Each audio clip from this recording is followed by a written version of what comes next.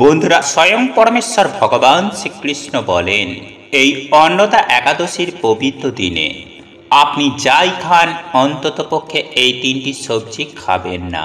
হ্যাঁ বন্ধুরা, আপনারা একেবারে ঠিকই শুনছেন। আপনারা যদি খিদেতে মরেও যান, তবুও অন্নদা একাদশীর দিন ভুলিও খাবেন না এই তিনটি সবজি, নতুবা সারা জীবন রোগে ভুগবেন, জ্বলে মরবেন।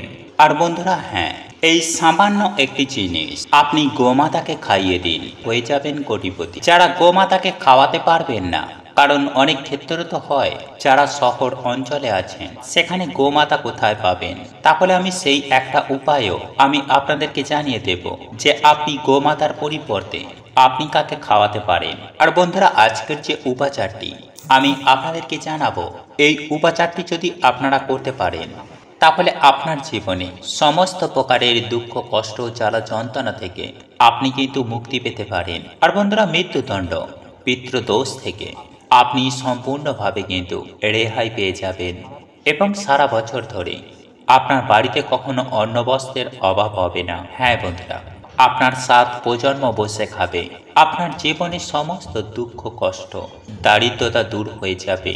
আপনি যদি এই উপায় বা ক্রিয়াটি একবার করতে পারেন তাহলে আমি আপনাকে 100% গ্যারেন্টি দিয়ে বলছি যে এর সুফল আপনি অবশ্যই পাবেন।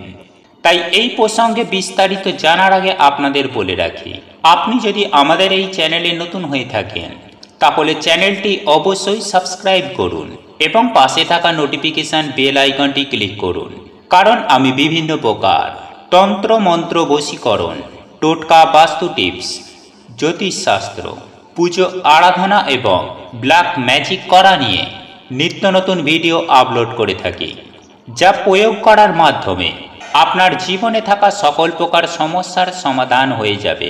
চলুন এবার মূল আলোচনায় প্রবেশ করা যাক। তবেই মূল আলোচনায় প্রবেশ করার আগে আপনারা যদি স্বয়ং পরমেশ্বর ভগবান শ্রীকৃষ্ণের আশীর্বাদ ও কৃপা লাভ করতে চান তাহলে জয় শ্রীকৃষ্ণ, রাধে রাধে লিখে কমেন্ট অবশ্যই করবেন। বন্ধুরা, আমাদের সনাতন ধর্মে গাই গঙ্গার কিন্তু একটা আলাদা মাহাত্ম্য রয়েছে। বন্ধুরা, এমনটাই মান্যতা রয়েছে যে গোমাতার শরীরে 33 কোটি দেবদেবী নিবাস করেন। আর বন্ধুরা, যে ব্যক্তি গোমাতাকে সেবা করে সেই ব্যক্তির ওপরে সমস্ত দেবদেবীর কিন্তু আশীর্বাদ থাকে। বন্ধুরা, গো সেবা করলে শুধু এই জন্মে যে আপনার সমস্ত পাপ ক্ষয় হবে তা কিন্তু নয়, আপনার আগের জন্মে, অর্থাৎ আপনার আগের যে জন্ম, এই রকম একাধিক জন্মের দোষ কিন্তু দূর হয়ে যায়। বন্ধুরা, যে সমস্ত বাড়িতে সকালবেলা রুটি হয়, বা ধরুন রুটি না হলো অন্য কিছু হলো, ভাত হলো বা যাই কিছু হোক, আপনার বাড়িতে প্রথম যেটা হবে, প্রথম রুটি বা শেষের রুটি, বিশেষ করে সেই জিনিসটাকে আপনি গোমাতাকে খাইয়ে দেবেন। আর যদি সম্ভব হয় তাহলে কালো রঙের কোনো গাই মাতাকে এটা আপনি খাইয়ে দিতে পারেন। আর কালো গাই যদি না পান তাহলে আপনি যে কোনো রঙের গোমাতাকে খাওয়াতে পারেন, এতে কোনো সমস্যা নেই। বন্ধুরা, প্রত্যেকটি পূজায় বা প্রত্যেকটি মাঙ্গলিক কার্যে গোমাতা বা তার সম্বন্ধিত যে কোনো জিনিস, যেমন গোবর, গোমূত্র, গরুর দুগ্ধ অথবা গরুর দুধের তৈরি ঘি, এগুলি কিন্তু অবশ্যই সামিল করবেন, এতে আপনি অবশ্যই পুণ্য লাভ করবেন। বন্ধুরা, সনাতন ধর্মের পরম্পরা অনুসারে যে বাড়িতে গোমাতা থাকে সেই বাড়িতেই যত রকমের বাস্তু দোষ রয়েছে সব কিছু কিন্তু দূর হয়ে যায়। আর বন্ধুরা, একটা জিনিস আপনাদেরকে জানিয়ে রাখি, আপনি বছরের যে কোনো দিন আপনি কিন্তু গোশালা, অর্থাৎ যে গোয়াল ঘর হয়, সেখানে কিন্তু আপনারা অবশ্যই যাবেন। এটা কিন্তু খুব ভালো জিনিস, আর এটা আমাদের শাস্ত্রই বলছে। বন্ধুরা, আপনাদের পক্ষে যদি সম্ভব হয় তাহলে সবুজ যে ঘাস রয়েছে সেই ঘাস কিন্তু গোমাতাকে খাওয়াবেন, এটা কিন্তু খুবই একটা ভালো জিনিস, আর এর একাধিক কিন্তু শুভ পরিণাম আমরা কিন্তু পেয়ে থাকি। আর সাথে সাথে গো সেবা বা গো পূজার দ্বারা আমাদের যে নবগ্রহ রয়েছে তারা কিন্তু শান্ত হয়ে যায় এবং আপনার জন্মকুণ্ডলিতে যে সমস্ত দোষ রয়েছে সেইগুলি কিন্তু অনেকাংশেই কমে যায়। আর বন্ধুরা, যাদের পিত্ত দোষ রয়েছে তারা বিশেষ করে একাদশীর দিনকে অথবা কোনো পূর্ণিমার দিন কিংবা কোনো অমাবস্যার দিনে রুটি, গুড় এবং সবুজ ঘাস আপনারা যদি গোমাতাকে খাওয়াতে পারেন তাহলে আপনার যে পিত্ত দোষ রয়েছে তা কিন্তু সুনিশ্চিতভাবে দূর হয়ে যাবে। আর বন্ধুরা, আপনি হয়তো কোথাও যাচ্ছেন, তখন সেই সময় দেখতে পেলেন যে একটা গাই মাতা আপনার দিকে এগিয়ে আসছে। তখন আপনি সেই গোমাতাকে আপনার ডান দিক দিয়ে বেরোতে দেবেন। তাহলে এতে আপনার যাত্রা কিন্তু অত্যন্ত শুভ হবে। আর একটা জিনিস বন্ধুরা মনে রাখবেন, যে গোমাতাকে আপনি যে রুটিটা খাওয়াবেন, সেই রুটিটা কিন্তু অবশ্যই টাটকা হওয়া প্রয়োজন। হয়তো আপনি আগের দিন রুটি করেছিলেন, আর সেই বাসি রুটি আপনি সকালবেলা খাইয়ে দিলেন।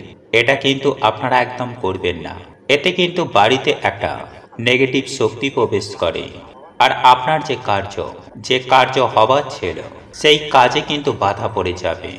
দেখবেন হওয়া কাজ কিন্তু একদম হতে চাইছে না। যাই হোক বন্ধুরা, একই সঙ্গে আপনারা আরও একটি বিষয় মাথায় রাখবেন, যে সমস্ত গোলা জিনিস হয় বা পচা জিনিস হয়, সেই সমস্ত পচা গলা জিনিস খাওয়াবেন না। বন্ধুরা, আপনার বাড়িতে হয়তো কোনো ফল রয়েছে বা সবজি রয়েছে, সেটা হয়তো পচে গলে গেছে, সেটা গোমাতাকে খাইয়ে দিলেন। অনেকেই এই কাজটা করে থাকেন, কিন্তু এই কাজটি করা একদমই উচিত নয়। কারণ এটা মনে রাখবেন যে আপনি গোমাতাকে খাওয়াচ্ছেন মানে আপনি ৩৩ কোটি দেবদেবীকে খাওয়াচ্ছেন। আর এটা কিন্তু অবশ্যই মাথায় রাখবেন। বন্ধুরা, একই সঙ্গে আরও একটা জিনিস কিন্তু আপনি করতে পারেন, সেটি হলো বন্ধুরা, আপনি 11টা আটার গুলি মতো বানাবেন এবং তাতে একটু হলুদ দেবেন। তারপর আপনি যে 11টি আটার লাড্ডু বানিয়েছেন, সেই লাড্ডুকে এক এক করে আপনি গোমাতাকে খাইয়ে দেবেন। আর যতবার আপনি এই 11টি আটার লাড্ডু খাওয়াবেন, ততবারই আপনি গোমাতার যে শিং রয়েছে, সেই শিঙেতে হাত বোলাবেন, মাথায় হাত বোলাবেন এবং চেষ্টা করবেন গোমাতার চরণ স্পর্শ করার। বন্ধুরা, আপনি যদি এমনটা করতে পারেন, তাহলে আপনার যে এতদিন কাজে বাধা পড়ছিল, সেখান থেকে কিন্তু আপনি অনেকাংশেই আপনি কিন্তু মুক্তি পাবেন। বন্ধুরা, আপনার যে এখন দুঃখের সময় চলছে, তাহলে সেটাও দেখবেন অনেকাংশেই কমে যাবে। দেখবেন আপনার জীবনে সুখ, শান্তি, ধন সম্পত্তি এবং খুশি আর খুশি আসবে। যাই হোক বন্ধুরা, একই সঙ্গে আপনারা 7 বার গাই মাতাকে পরিক্রমা করবেন। এতেও দেখবেন আপনার যে সমস্ত কাজে বাধা পড়ছিল, সেই সমস্ত কাজগুলি অবশ্যই আপনার হয়ে যাবে। বন্ধুরা, আপনি যখনই গোমাতাকে রুটি খাওয়াবেন, সেই রুটিতে একটুখানি হলুদ মাখিয়ে নেবেন। হ্যাঁ বন্ধুরা, আপনার ঘরে যে হলুদ রয়েছে, সেই হলুদ একটুখানি মাখিয়ে নেবেন, বুলিয়ে নেবেন। তার সঙ্গে আপনি একটুখানি গুড় লাগিয়ে দেবেন। তবে হ্যাঁ, এটা শুধুমাত্র কিন্তু শীতকালের জন্য এই গুড় মাখার ব্যাপারটা। এমনি সময়ে আপনি শুধু রুটি খাওয়াতে পারেন এবং এই গুড়ের বদলে আপনি একটু ঘি রাখতে পারেন। কারণ বন্ধুরা, আমাদের শাস্ত্রে এটাও বলা হয়েছে যে গোমাতাকে কখনো শুকনো রুটি খাওয়াবেন না। মুদ্রা কথা হলো, আপনি যে গোমাতাকে রুটি খাওয়াবেন, সেই রুটি যেন শুধু রুটি না হয়, সেই রুটির সঙ্গে যেন আর কিছু অন্তত থাকে। তো বন্ধুরা, এইগুলি ছিল গোমাতার জন্য। বন্ধুরা, এইবার আপনাদেরকে বলে রাখি যে আমাদের মধ্যে অনেকেই শহর অঞ্চলে রয়েছে, সেখানে তো আর গোমাতা নেই। তারা কি করবে? বন্ধুরা, এই যে উপাচারগুলি বললাম, গোমাতা না থাকলে সেটা কি করবেন আপনি? সেখানে হয়তো কুকুর থেকে থাকবে, বা শহর অঞ্চলে অনেক বাড়িতেই দেখা যায় যে কুকুর তারা পোষে, বা না পুষে থাকলেও অলিতে গলিতে রাস্তাতে অনেক কুকুর থেকে থাকে। আপনারা তাদেরকে খাইয়ে দেবেন রুটি। তবে বিশেষ করে চেষ্টা করবেন, যদি কোনো কালো রঙের কুকুর পান, তাকে খাওয়ানোর। বন্ধুরা, আপনারা এই উপায় বা ক্রিয়াটি একবার করে দেখুন। আমি আপনাদেরকে সুনিশ্চিতভাবে কথা দিতে পারি যে এই উপায় বা ক্রিয়াটি করার ফলে আপনাদের জীবনে সুখ, শান্তি, সমৃদ্ধি আসবে। এক কথায় বলতে গেলে রাতারাতি আপনাদের ভাগ্য বদলে যাবে। বন্ধুরা, শ্রীকৃষ্ণ অনুসার এই অজা বা অন্নদা একাদশীর দিন আপনি যে কর্ম করবেন, যেমন কর্ম করবেন, সেই কর্মের ফল আপনাকে সারা জীবন ভোগ করতে হবে। বন্ধুরা, আপনারা যদি কিছু ভালো কাজ করে থাকেন, তাহলে তা আপনি অখণ্ড অক্ষয় পুণ্য সঞ্চয় করবেন। আর আপনারা যদি অসৎ পথেই কুকর্ম করেন, তাহলে সেই পাপের ফল আপনাকে সারা জীবন ভোগ করতে হবে। তাই সুপ্রিয় দর্শক বন্ধুরা, এই অন্নদা বা অজা একাদশীর পবিত্র দিনে ভুল করেও খাবেন না এই 3টি সবজি। এর ফলে সংসারে চরম ভয়ঙ্কর দারিদ্রতা নেমে আসবে। তাই বন্ধুরা, আজ আমি আমার এই ভিডিওটির মাধ্যমে আপনাদেরকে সুন্দরভাবে জানিয়ে দেওয়ার চেষ্টা করব যে এই পবিত্র অজা বা অন্নদা একাদশীর দিন কোন কোন খাবারগুলি খাওয়া একদম অনুচিত এবং কোন খাবারটি খেলে আপনি অখণ্ড সৌভাগ্যের অধিকারী হতে পারবেন। বন্ধুরা, এই প্রসঙ্গে আজ আমি আপনাদেরকে এমন বিশেষ কিছু দিক তুলে ধরব যেগুলি 99% মানুষের জীবন তছনছ করে থাকে আর আপনার জীবনের সমস্ত রকম চতুর্দিক থেকে সমস্যা, বিপদ, দুর্ভোগ টেনে নিয়ে আসতে পারে। তাই বন্ধুরা, আজ আমি আপনাদেরকে যে খাবারগুলির কথা উল্লেখ করব, আপনি যদি ধর্ম মানেন, আপনি যদি ঈশ্বর বা ভগবানের প্রতি বিশ্বাস রাখেন, তাহলে অতি অবশ্যই অজা বা অন্নদা একাদশীর দিন এই খাদ্যগুলি খাবেন না। আর যদি আপনার এই সবের প্রতি বিশ্বাস না থেকে থাকে, তাহলে অতি অবশ্যই আপনি সেগুলিকে খাদ্য হিসাবে গ্রহণ করতে পারেন। বন্ধুরা, আপনারা প্রত্যেকেই জানি যে এই পবিত্র অন্নদা বা অজা একাদশী আমাদের জীবনের জন্য কতটা গুরুত্বপূর্ণ। বন্ধুরা, আপনারা এটাও জানি যে এই অজা বা অন্নদা একাদশী তিথির কি মাহাত্ম্য। তাই এই পবিত্র ভাদ্র মাসে অজা বা অন্নদা একাদশী আমাদের প্রত্যেকটি মানুষের জন্য অত্যন্তই গুরুত্বপূর্ণ। কারণ আপনাদের প্রত্যেকের জীবনে এই পবিত্র অজা বা অন্নদা একাদশীর যথেষ্ট প্রভাব রয়েছে। কারণ আমি আগেই আপনাদেরকে বলেছি যে আজকের করা কর্মফল আমাদের সারা জীবন ভোগ করতে হবে। এইবার আপনি নিজেই সিদ্ধান্ত নিন যে আপনি এই পবিত্র দিনটি কিভাবে কাটাবেন। আর এই পবিত্র অজা বা অন্নদা একাদশীর দিনটি হলো আমাদের সুখ শান্তি ও দুঃখ কষ্টের প্রধান চাবিকাঠি। বন্ধুরা, এইবার আমরা জেনে নেব যে এই অজা বা অন্নদা একাদশীর দিন কোন খাবারটি খেলে আমরা অখণ্ড সৌভাগ্যের অধিকারী হতে পারব। বন্ধুরা, এই পবিত্র অন্নদা একাদশী বা অজা একাদশীর দিন যদি আপনারা মা লক্ষ্মী ও প্রভু শ্রী নারায়ণের এবং ধনকুবের রাজের একই সঙ্গে ভগবান গণেশের যদি কৃপা লাভ করতে চান, তাহলে অতি অবশ্যই বাজার দোকান থেকে কিছুটা মাখন কিনে এনে আপনি ওই মাখন দিয়ে স্বয়ং পরমেশ্বর ভগবান শ্রীকৃষ্ণের পুজো আরাধনা করে সেটিকে তুলসী পাতা সহ সপরিবারে গ্রহণ করবেন। হ্যাঁ বন্ধুরা, আপনারা একেবারে ঠিকই শুনছেন। বাজার থেকে মাখন কিনে এনে তাতে আপনারা অল্প পরিমাণে মিছরি মিশিয়ে এবং তাতে তুলসী পাতা দিয়ে আপনারা যদি এই মাখন গ্রহণ করতে পারেন, তাহলে আপনি এটুকু নিশ্চিত হয়ে যান, তাহলে আপনি অখণ্ড সৌভাগ্যের অধিকারী হয়ে গেছেন। বন্ধুরা, যাদের ডায়াবেটিস, সুগার রয়েছে, তারা এই মাখনে মিছরির বদলে অল্প গুড় মিশিয়ে খেতে পারে। বন্ধুরা, হিন্দু শাস্ত্র মতে এই দিন যে ব্যক্তি মাখন খান, সেই ব্যক্তির ওপর স্বয়ং পরমেশ্বর ভগবান শ্রীকৃষ্ণের ও মাতা লক্ষ্মী তথা ধনকুবের এবং ভগবান গণেশের আশীর্বাদ বর্ষিত হয় এবং দুই হাত ভরে সেই ব্যক্তিকে অখণ্ড সৌভাগ্যের অধিকারী হবার আশীর্বাদ প্রদান করে থাকেন। বন্ধুরা, জন্মাষ্টমীর পরেই এই অজা বা অন্নদা একাদশীর দিন অবশ্যই আপনারা এই মিছরি ও তুলসী পাতা মিশিয়ে মাখন খাবেন। এর ফলে আপনারা অখণ্ড সৌভাগ্য অর্জন করতে পারবেন। বন্ধুরা, বিভিন্ন ধর্মগ্রন্থ ও পুরাণে বর্ণিত রয়েছে যে এই পবিত্র অজা বা অন্নদা একাদশীর দিন যে ব্যক্তি এই মিছরি ও তুলসী পাতা মিশিয়ে মাখন সেবন করে, সেই ব্যক্তির সমগ্র জীবনে তথা সেই ব্যক্তির পরিবারে সমগ্র বছর ধনধান্যে তথা ধন সম্পত্তির বৃষ্টি হয়ে থাকে। অর্থাৎ সেই পরিবারে আর্থিক দিক থেকে কোনরূপ সমস্যা কিন্তু আর কখনোই আসে না এবং সারাটা বছর সুস্থ ও নিরোগ থাকতে সক্ষম হন। যাই হোক বন্ধুরা, এইবার আমি আপনাদেরকে জানিয়ে রাখি যে অজা বা অন্নদা একাদশীর পবিত্র দিনে কোন কোন খাবারগুলি খাওয়া একদমই অনুচিত। বিশেষ করে কোন কোন খাবারগুলি খেলে জীবনে একেবারে পদপতন নেমে আসবে এবং সারাটা বছর রোগে ভুগবেন, জ্বলে মরবেন।